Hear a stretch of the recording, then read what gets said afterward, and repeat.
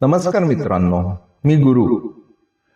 आज मी तुम्हाला माझ्या आयुष्यातील एक अशी गोष्ट सांगणार आहे जी माझ्या आठवणीत आजही कोरलेली आहे. आता मी वयस्कर झालो आहे, पण जेव्हा ही घटना घडली तेव्हा मी सळसळत्या रक्ताचा 18 वर्षाचा तरुण होतो. मला लहानपणापासून प्राण्यांची आवड होती. कुत्रे, घोडे यांच्यासोबत वेळ घालवायला मला खूप आवडायचं. त्यामुळे माझा रोजचा दिवस हा सकाळी मॉर्निंग वॉकने सुरू व्हायचा आणि तिथेच भेटली शीला. आता तुम्ही म्हणाल, ही शीला कोण? शीला, तिचं वय असेल आसपास 35च्या आसपास असेल. शरीराने भरलेली एक वेगळीच नजाकत होती तिच्यात. तिच्याकडे एक मोठा कुत्रा होता आणि त्या कुत्र्यामुळेच आमची ओळख झाली. रोजच्या ओळखीचे रूपांतर हळूहळू गप्पांमध्ये झालं. एक दिवशी शीलाने तिच्या घरी बोलवलं. मला काही कल्पना नव्हती की काय झालं असेल. मी पोचल्यावर ती म्हणाली, अरे गुरु, माझ्या कुत्र्याला थोडं ट्रेन कर ना. खूप ॲग्रेसिव्ह झालाय, लोकांच्या अंगावर उड्या मारतोय, मला कंट्रोल होत नाही. मी तयार झालो, पण तो कुत्रा खूपच रागीट होता. ट्रेनिंग सुरू असताना अचानक कुत्र्याने माझ्यावरती हल्ला केला. मी घाबरलो, चावेल म्हणून, पण तितक्यात शीलामध्ये पडली. मोठ्या हिमतीने कुत्र्याला बाजूला खेचलं आणि मला वाचवलं. पण या झटापटीत तिचा तोल गेला आणि तिला जोरात जखम झाल्यासारखं मला जाणवलं. जोरात खाली पडल्यामुळे आई ग, ती विवळली. तिच्या पायाच्या नसेवर जोर आला होता आणि ती भयंकर रग लागली होती. ती वेदनेने तळमळत होती. माझं घर बाजूलाच असल्यामुळे मी पटकन धावत जाऊन घरातून झेंडूबाम घेऊन आलो. तिच्या पायाला जिथे लागलं होतं तिथे मी हलक्या हाताने बाम लावला.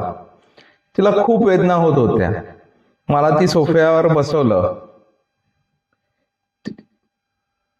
आणि म्हटली, मला बाम लावून देशील का? मी तिला बाम लावून दिला. तिला तिथे झोपून आराम करायला सांगितला. सगळं झाल्यावर मी माझ्या घरी निघून गेलो. पण खरी गोष्ट तर दुसऱ्याच दिवशी सुरू झाली. दुसऱ्या दिवशी दुपारी मला शीलाचा फोन आला. तिचा आवाज थोडा वेगळा वाटत होता. गुरु, काल पडल्यामुळे मला पायाला खूप दुखतंय रे. प्लीज घरी येऊन जा ना, पायाला मसाज करून देशील का? मला खूप त्रास होतोय. मी नाही म्हणू शकलो नाही. मी तिच्या घरी गेलो. ती सोफ्यावर पाय पसरून बसली होती. मी खाली बसलो आणि तिच्या पायाला मसाज करू लागलो. तिचे पाय खूप मऊ होते. माझ्या हाताचा स्पर्श होताच तिच्या शरीरात एक वेगळीच हालचाल झाली. मी हळूहळू पायाच्या तळव्यापासून पिंडरीपर्यंत मसाज करू लागलो. माझ्या 18 वर्षाच्या वयामध्ये जे गोष्ट व्हायला हवी तीच झाली. तिचे ते रूप, एकांत आणि माझ्या हातात तिच्या त्वचेला होणारा स्पर्श, मी उत्तेजित झालो. माझी अवस्था टाईट झाली होती. मी वर पाहिलं तर शीला डोळे मिटून तिच्या ओठातून हलकेसे सुस्कारे बाहेर पडत होते.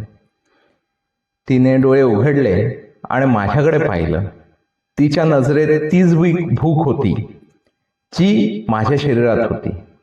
वातावरण पूर्ण बदललं गेलं होतं. आता मसाज महत्वाचा नव्हता. ती हळूच म्हणाली, गुरु, थांबू नकोस. मी तिच्या जवळ सरकलो. माझी धडधड वाढली. आम्हाला दोघांना तेच हवं होतं. तिने सांगितले, माझा नवरा भारताबाहेर आहे आणि मुलगा सुद्धा डान्स इव्हेंटला गेलाय. आज घरी कोणीही येणार नाही. आम्ही दोघांना जवळ आलो. पण अचानक एक अडचण आली. आम्ही तयारीने नव्हतो. आमच्याकडे कोणतंच प्रोटेक्शन नव्हतं. 18 वर्षाचा मी, काही सुचत नव्हतं. पण शीला अनुभवी होती आणि तिला आता थांबायचं नव्हतं. तिची नजर बाजूच्या एका ड्रॉवरवर गेली. तिने पटकन ड्रॉवर उघडला. आतून एक स्वच्छ प्लास्टिकची पिशवी काढली. तिने ती पिशवी का काढली असेल मला कळालंच नाही. आणि तिने माझ्या डोळ्यात बघित म्हणाली, हे वापर, आज काहीच अडचण नकोय. तेव्हा मला कळालं की ह्याचा वापर काय. आजही तो विचार केला तर मला हसू येतं. ती दुपार आणि तो प्लास्टिक पिशवीचा जुगाड, ती माझी पहिलीच वेळ होती आणि ती मी कधीच विसरू शकत नाही. तर मित्रांनो, जर तुम्हाला ही कथा आवडली असेल तर स्टोरी फॅन्टसी स्टोरी 18ला नक्की सबस्क्राईब करा.